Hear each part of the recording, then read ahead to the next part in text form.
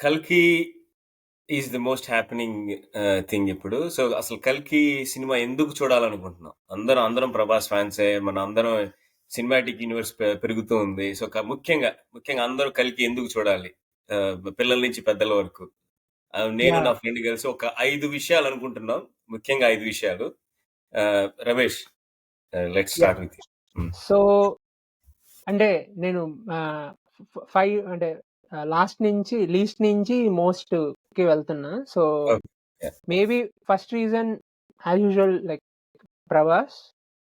ఎందుకంటే 'ప్రభాస్' 'బాహుబలి' తర్వాత అన్నీ సీరియస్ 'సలార్' గాని, 'ఆదిపురుష్' గాని అన్నీ సీరియస్ రోల్స్. So, yeah!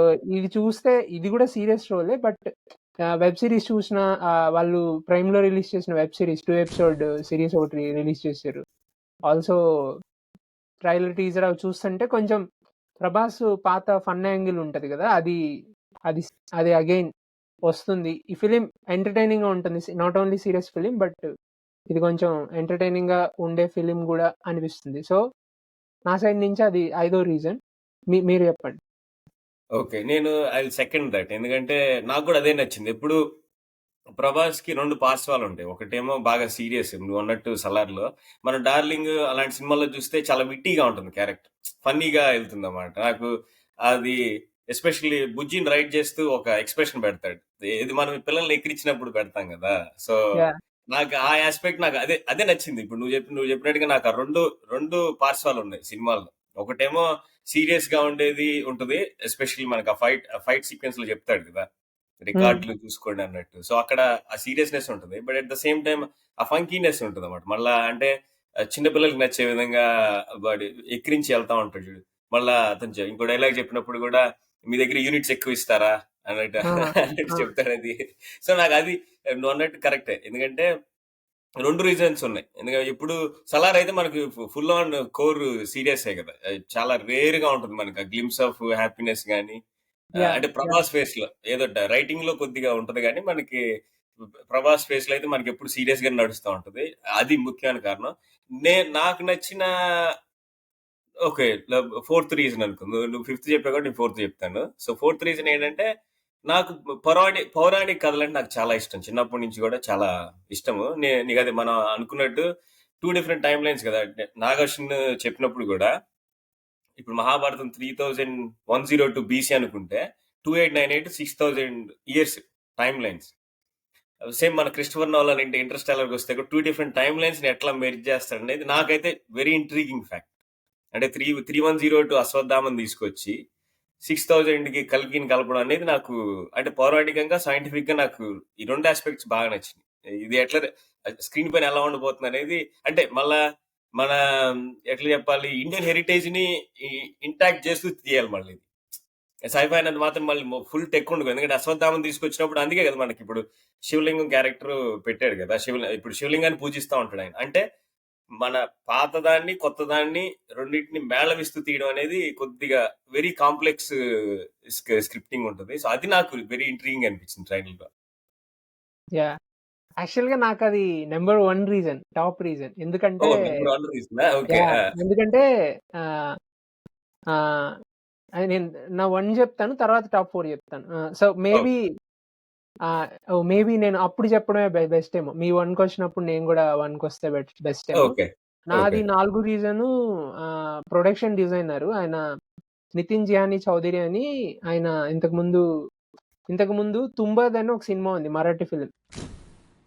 ఒక 'తుంబాద్.' ఆ! 'తుంబద్.' సో, ఆ సినిమాకైనా ప్రొడక్షన్ డిజైనర్.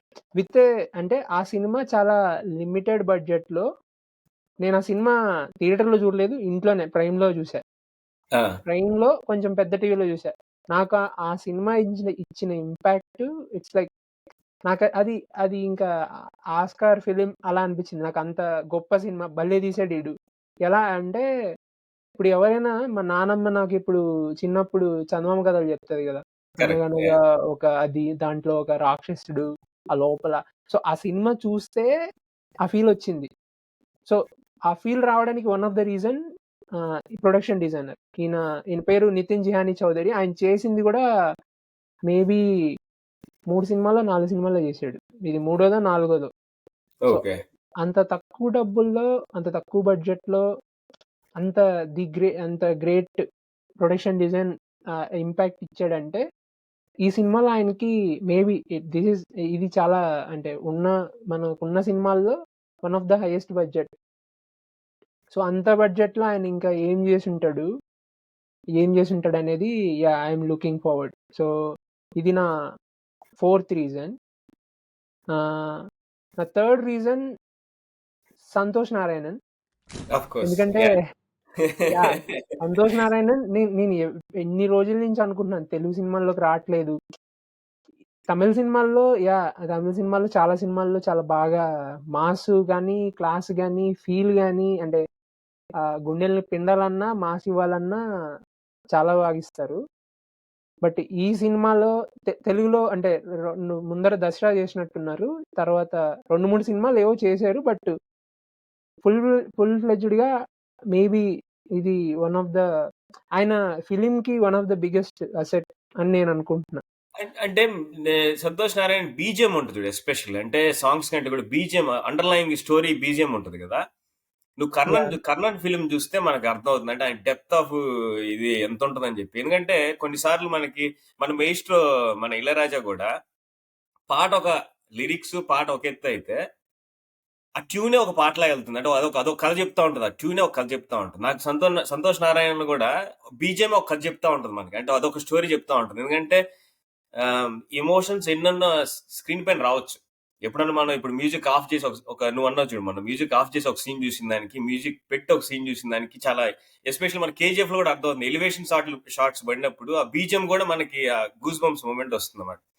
ఈ నాకు సంతోష్ నారాయణ అది బాగా నచ్చుతుంది. ఎస్పెషల్లీ స్టోరీ లైన్ లో ఒకటి ఉంటది, తన బీజిఎం లో ఒక డెప్త్ ఉంటది అన్నమాట. అంటే ఆ స్టోరీ డెప్త్ ని ఇంకా లోతుకి తీసుకెళ్లే, అందుకని అంటే నువ్వు అన్నట్టు సంతోష్ నారాయణ ఇంకా మన తెలుగు వాళ్ళు అంత ఎక్స్ప్లోర్ చేయలేదని నా అభిప్రాయం. దసరాకి దసరా నేటివిటీ ఉంది కానీ but not to the core of Karnan అని అనిపిస్తుంది నాకైతే పర్సనల్ గా. దసరా కూడా మన తెలుగు నేటివిటీకి అది కోరే. But yeah! Also Tamil Nadu also ఇంకో రీజన్ ఏందంటే ఇది సంతోష్ నారాయణన్‌కి గూడా చాలా కొత్తది. కొత్తది. కొత్త- నాకు తెలిసి ఇలాంటి సినిమా సంతోష్ నారాయణ చేయలేదు. తమిళ్‌లో చేయలేదు. అన్నీ గూడా అంటే వేరే జోనర్ అండ్ వేరే ఒక దానికున్న కాంప్లెక్సిటీ, దానికున్న గొప్పదనం దానికుంటది గానీ, Yeah.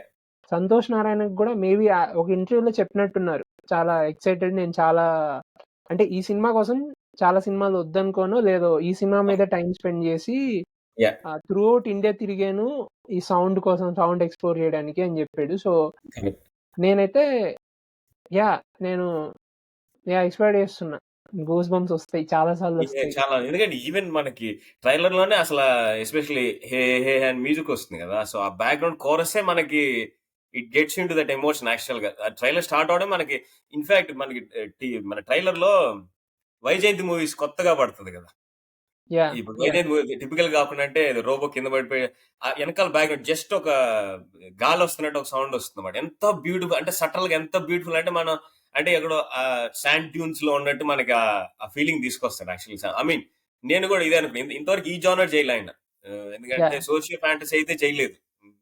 మేబీ కొన్ని యాహ్! ర్యాప్స్ లో అదే ఆహ్, కొన్ని ర్యాప్స్ లో వాడాడు గాని బట్ ఈ టైప్ అయితే చేయలేదు. బట్ సంతోష్ నారాయణ నేను థర్డ్ రీజన్ సేమ్ మీకు సంతోష్ గూడా. నారాయణ. ఆ!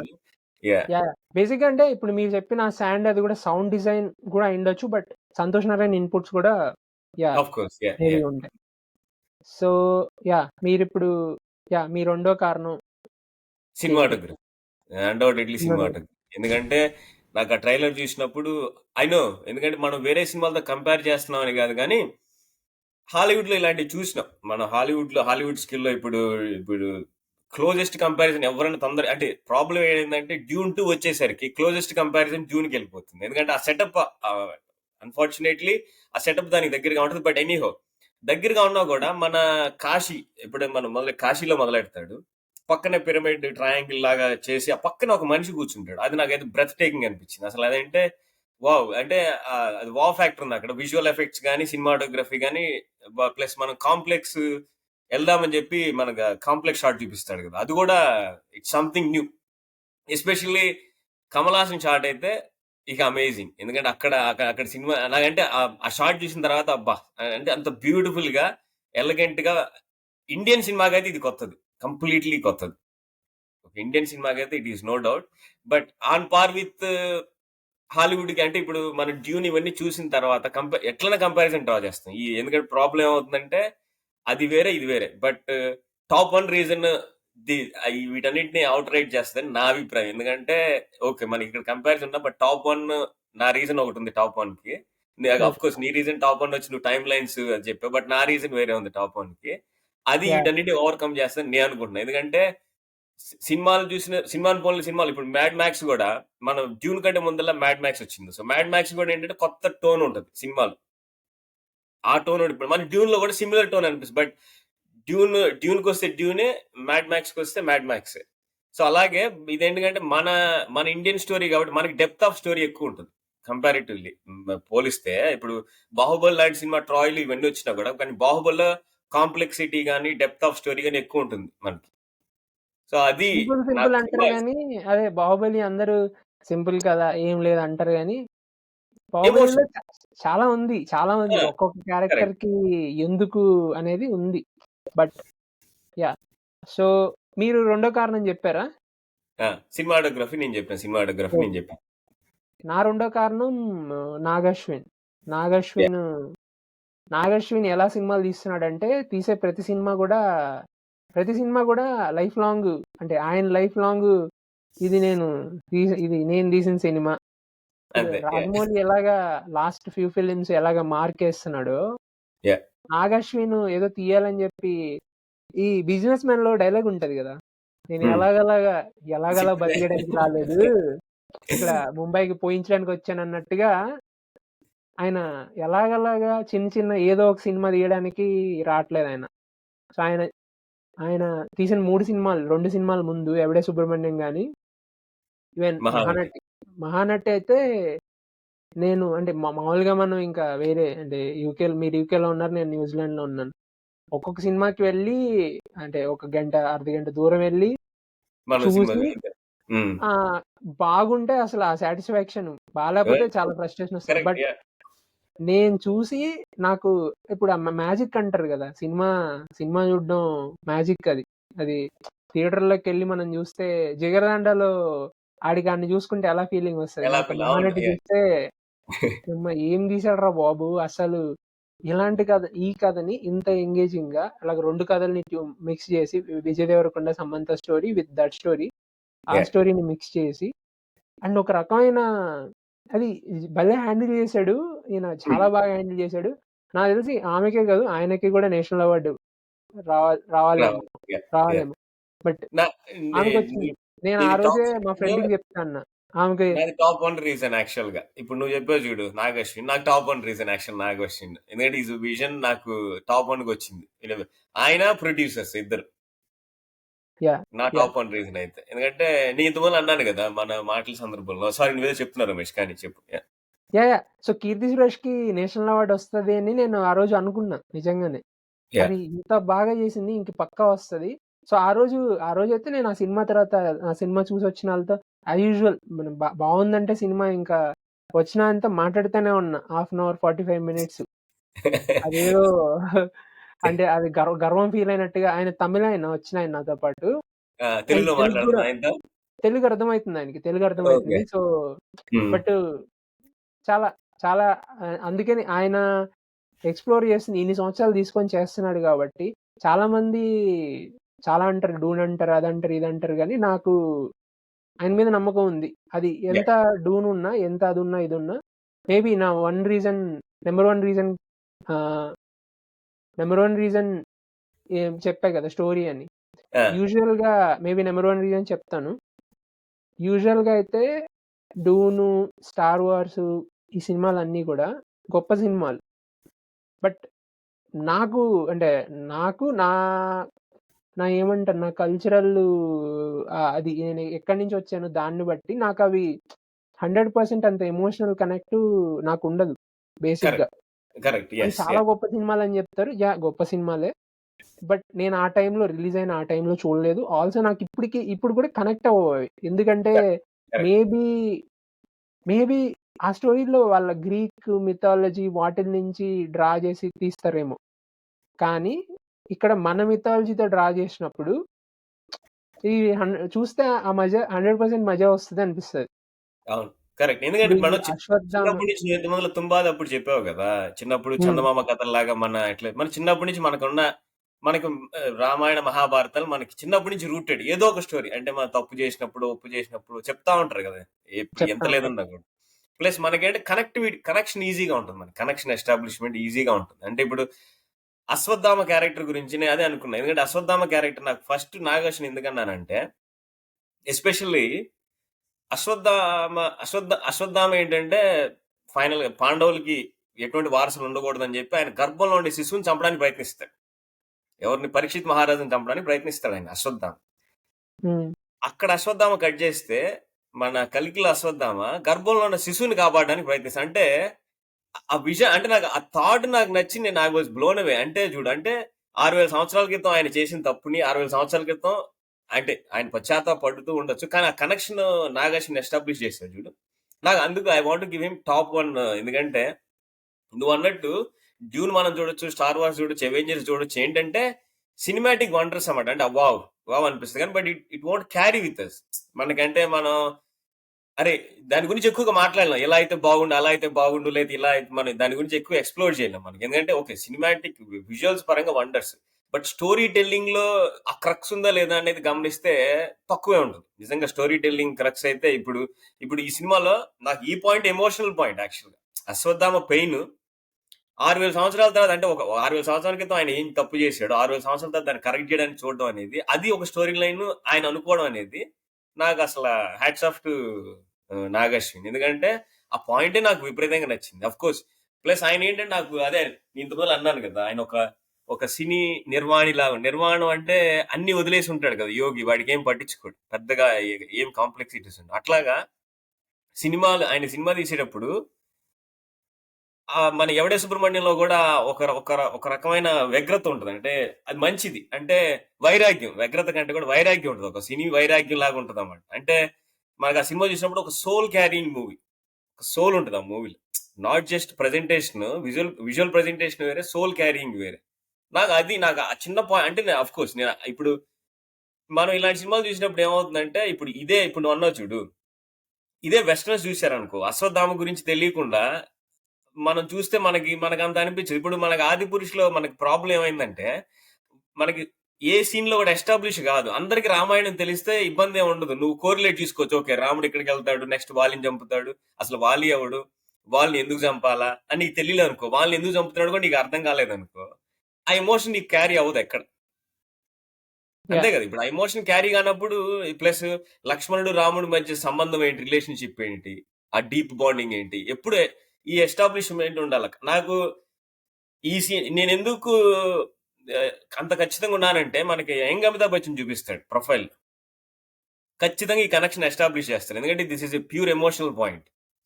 సో, నాకు అది యాహ్! ఆ థాట్ ప్రాసెస్‌కి నాకు బాగా వెరీ గుడ్. ప్లస్ విజువల్‌గా గూడా అంటే ఎట్లా నేను చెప్పాను కదా! టైమ్ లైన్స్ మనం అనుకున్నాం కదా! టైమ్ లైన్స్ ఎట్లా మిళితం చేస్తాడు కథలో అనేది గూడా గొప్ప విషయం. బట్ నాకు ఈ యాస్పెక్ట్ నాకు బాగా నచ్చింది. ఆఫ్‌కోర్స్ 'ప్రభాస్' నేను ఫస్ట్ 'కల్కి' అనుకున్నా గానీ బట్ ట్రైలర్ చూసిన తర్వాత హి ఈస్ ఎ ప్రొటెక్టర్ అంటే ఇవన్నీ మనం మేబీ ఈ డీవియేషన్ మనం ఇది అనుకుంటున్నాం గానీ, ఏమో మరి.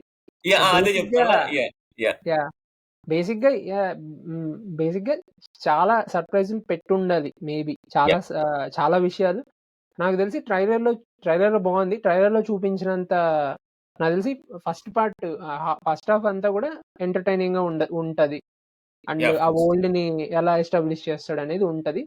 బట్ చూద్దాం. మనం ఏం ఎక్స్‌పెక్ట్ చేయలేం. బట్ ఆఫ్ యాక్చువల్‌గా కోర్స్. ఈ 5 కారణాలు గాకుండా మేబీ నేను ఆ కారణం మిస్ చేశా. అది భలే మిస్ చేశా. వాళ్ళు గూడా ఇలాగే దాచిపెట్టి ట్రైలర్‌లో జస్ట్ ఒక 2 సెకండ్స్ చెప్పారు. Of Kamal course. Haasan yeah! అలా 5 సెకండ్స్ చూపిచ్చారు గదా! అంతే. కమల్ యాహ్! హాసన్‌కి లెట్స్ సే కమల్ హాసన్ గారనాలిలే. అవును. 'కమల్ హాసన్' గారే అనాలి మనం. గారే అనాలి. So, yeah! ఆయనకేంటంటే ఇది పెద్ద బంపర్ ఆపర్చునిటీ అనుకుంటాడేమో. ఇలాంటి డిఫరెంట్ క్యారెక్టర్ నాకు మీరు ఇస్తాను అంటే, బాలచందర్ చెప్తాడనమాట కమల్ హాసన్ గారి గురించి. ఎలా ఉంటాడంటే, ఈ క్లాస్‌లో కొంతమందుంటారు గదా! ఫస్ట్, ఆ! ఫస్ట్ బెంచ్ అంటే ఫస్ట్ బెంచ్‌లో ఫస్ట్ ర్యాంక్ స్టూడెంట్స్ ఉంటారు గదా! అంటే ప్రతిదీ నేనే జెప్పాలి. అవునులే. క్లాస్‌లో పెద్దగా ఇంకెవరిని చేత్తా చెప్పను. ఉంటారు. అన్నిటికి చేస్తారు గదా! అలాంటోడు నేను చెప్తాను. నేను చెప్పాను కమల్ హాసన్‌కి ఈ విధంగా, "నీ ఛాన్స్ ఒస్తుంది. ఈ సీన్‌లో వాడు హైలైట్ అవ్వాలి. నువ్వు హైలైట్ అవ్వక్కర్లేదు." అంటే సార్ నేను గూడా అన్నట్టుగా అలా చేసాడంట ఆయన. నిజంగానే ఆయన అందుకని అలా చేస్తాడు గాబట్టే ఆయన గొప్ప నటుడు. ఆయన హ్మ్. ఇన్ని అవును. రకాల సినిమాలు డిఫరెంట్‌గా ఫ్లాప్ అయినా, హిట్ అయినా సంబంధం లేకుండా రకరకాలు చేశారు. అవును. మేబీ జస్ట్ ఒక విలన్ క్యారెక్టర్‌కి ఆయన్ని తీసుకుంటే మాత్రం అది తప్పు. జస్ట్ ఒక గ్రేట్. Villain yeah! క్యారెక్టర్‌కని. యాహ్! బట్ ఆ క్యారెక్టర్‌కేదో డెప్త్ ఉండాలి. ఆ క్యారెక్టర్ ఆయనే ఎందుకు చేయాలని అనుకున్నారు అనేది చూడాలి. వీళ్ళు హైడ్ చేసారేమో అనిపిస్తుంది నాకు. ఇంకా ఉంది అనిపిస్తుంది. యాహ్! బట్ ఈవెన్ జస్ట్ ఒక 'అశ్వత్థామ' విలన్ కూడా అయితే హ్మ్. 'Amitabh Bachchan' perfect casting. 'Amitabh yeah! Bachchan' perfect casting. ఎందుకంటే మనకి ఆ హైట్ గాని అంటే 'ప్రభాస్‌కి' ఈక్వల్ అంటే ఇప్పుడు మరక్కడ 'అశ్వత్థామ' పొట్టిగా ఉండి 'ప్రభాస్' హైట్‌గా ఉంటే మళ్ళా యాహ్! బాగోదు కదా! యాహ్! అది యాహ్! రైట్ పర్ఫెక్ట్ కాస్టింగ్ అసల. ఎందుకంటే 'Ashwatthama' strong character. One of the strong characters in 'Mahabharat' యాక్చువల్‌గా. ప్లస్ ఆయన యాహ్! చిరంజీవి గూడా. హ్మ్. నాకు పర్ఫెక్ట్‌గా నాకు 'కమల్ హాసన్' చూసినప్పుడైతే నాకు అది విసిల్ మొమెంట్ అన్నమాట. అంటే ఒకే ఒక డైలాగ్ చెప్తాడు కదా! అది 'కమల్ అదే హాసన్' అంటే అది ఏంటి ఆయన బాగా ఎంజాయ్ చేసి నాకీ ఛాన్స్ వచ్చింది అన్నట్టుగా భలే చెప్పాడు.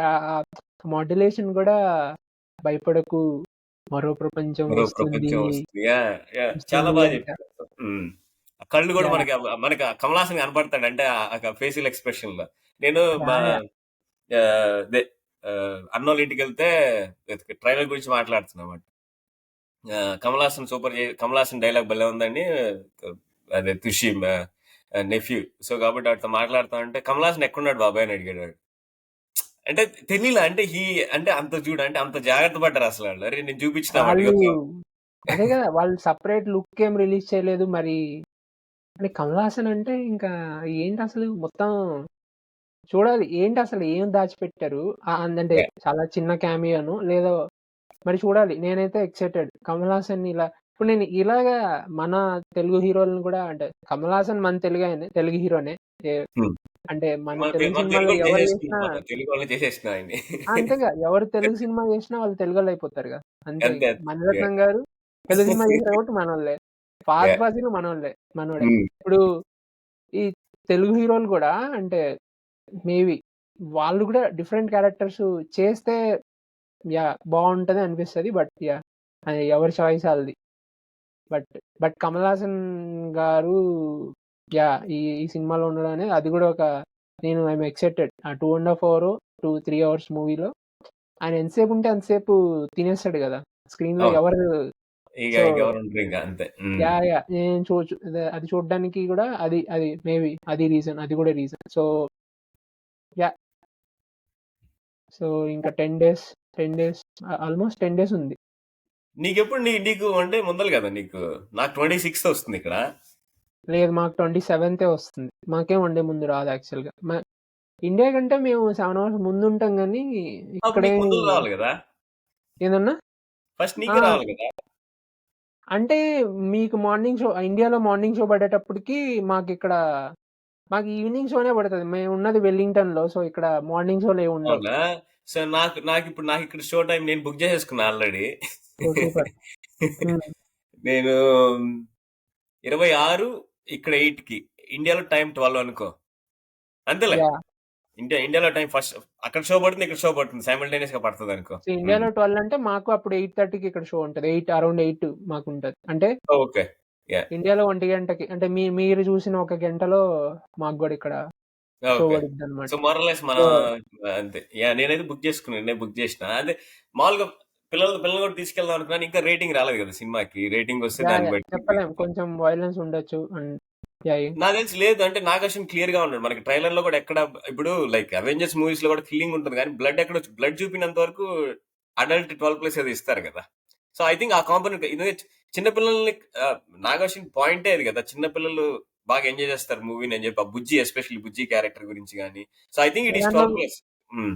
ఇంకో పిల్లోడు గూడా ఉన్నాడు గదా! అంటే అమితాబ్ బచ్చన్ పక్కన గూడా అంటే కరెక్ట్. అవును. అంత పెద్ద అది గూడా భలే ఉంది గదా! చిన్న అవును. పిల్లోడిని అవును. పక్కనుంచి యాహ్! ఆ కథని అలా డ్రైవ్ చేసిన ఎవరు మీరు అని. ఎందుకంటే ఇప్పుడు మీకు అశ్వత్థామ గురించి ఎక్కువ తెలుసు. నాకు లైట్‌గా తెలుసు. కరెక్ట్. ఇప్పుడు ఉన్నోళ్ళకి అసలు తెలిసుండకపోయుండొచ్చు. అవును. చాలా మందికి ఇప్పుడు పురాణాలే అంతగా ఏమి అంత ఇన్ డెప్త్‌గా ఎవరికీ కాకపోతే ఒకటిలే, ఇప్పుడు మనకి యూట్యూబ్ పుణ్యం అంటే చాలా మంది చెప్పేవాళ్ళు కూడా ఎక్కువ మంది ఉన్నారు కదా! కానీ నాకు అది అవునవును. నచ్చింది. ఎందుకంటే ఆ కనెక్షన్ ఎస్టాబ్లిష్ చేస్తున్నాడు అశ్విన్. ఇప్పుడు నేనేదో చెప్పానో మనకి హ్మ్. వెనక్కి తీసుకెళ్తాడు కదా! సోల్జర్ రూపంలో ఉంటాడు. సో, ఖచ్చితంగా ఇప్పుడు నేను చెప్పిన పాయింట్ ఖచ్చితంగా విజువల్ ప్రెజెంటేషన్ ఉంటది. లేకపోతే నువ్వన్నట్టు తెలియకపోతే మళ్ళీ కనెక్ట్ అవ్వం మన అశ్వత్థామ క్యారెక్టర్‌కి. ఎందుకంటే ఇట్స్ వెరీ ఎమోషనల్ కోఎఫిషియంట్ ఉంటది డ్రివెన్ అసలు యాక్చువల్‌గా. ఎందుకంటే ఆయన అంత స్ట్రాంగ్‌గా ఎందుకు నిలబడతాడనే దానికి ఒక ఎమోషనల్ కోఎఫిషియంట్ ఉంటది. సో, అది ఖచ్చితంగా ఎస్టాబ్లిష్ చేయాలి. నేనది ఇంతకు ముందు చెప్పాను కదా! వాళ్ళని ఎందుకు చంపుతాడు రాముడు తెలియకపోతే మనం ఏమనుకుంటాం అంటే అబ్బా! రాముడు దొంగచాటుగా చంపాడని అనుకుంటాం. But there is a huge reason. ఎందుకంటే యాహ్! నువ్వు ఆల్రెడీ తెలిసిన కథయినా ఎమోషన్ అంటే మనం కరెక్ట్. అంత పెద్ద క్రిటిక్స్ కాదు గానీ, ఆ! ఆ! మనకి చూసేటప్పుడు చూసేటప్పుడు నీకు ఆ కరెక్ట్. ఎమోషన్ వర్కౌట్ అయితేనే yeah! Yeah! So, yeah! Maybe ఆ రోజొచ్చే కొద్దీ నాకు 26థ్ నెక్స్ట్ వీక్ అంతా కూడా మామూలుగా ఏదైనా సినిమా రిలీజ్ అయితుందంటే ఇంకా ఆ వీక్ అంతా అదే ఎలా ఉంటదంటే ఆ వీక్ అంతా మైండ్‌లో అదే రన్ అయితా ఉంటది. వేరే పనులు అంతేలే. చేస్తున్నా గాని బట్ అలా ఆ అలా అలా లైవ్లీనెస్ తీసుకొస్తుంది మనలో. ఎప్పుడు ఎట్లుంటది ఏంటి అని చెప్పి కైండ్ ఆఫ్ అంటారు గదా! హైప్ ఎక్కించుకుంటా. నాకు నేనే చిన్న చిన్న సినిమాలకి ఎక్కించుకుంటానంటే ఇంకా ఇలాంటి సినిమాకి ఇలాంటి కథకి నేనైతే యాహ్!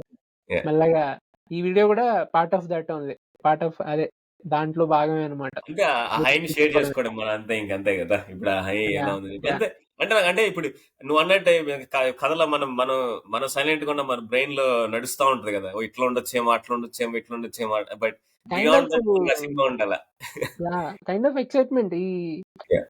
సినిమా జూస్తే మనకొచ్చే ఎక్సైట్‌మెంటు అంటే చాలా చాలా చాలా వేరే విషయాలు తాగుతారు, తిరుగుతారు, ఫ్రెండ్స్‌తో మాట్లాడతారు. బట్ సినిమా గూడా ఒక ఎమోషన్ గదా! మనకి. ఆ! ఆఫ్ కోర్స్ ఇది లార్జర్ థాన్ లైఫ్ గదా!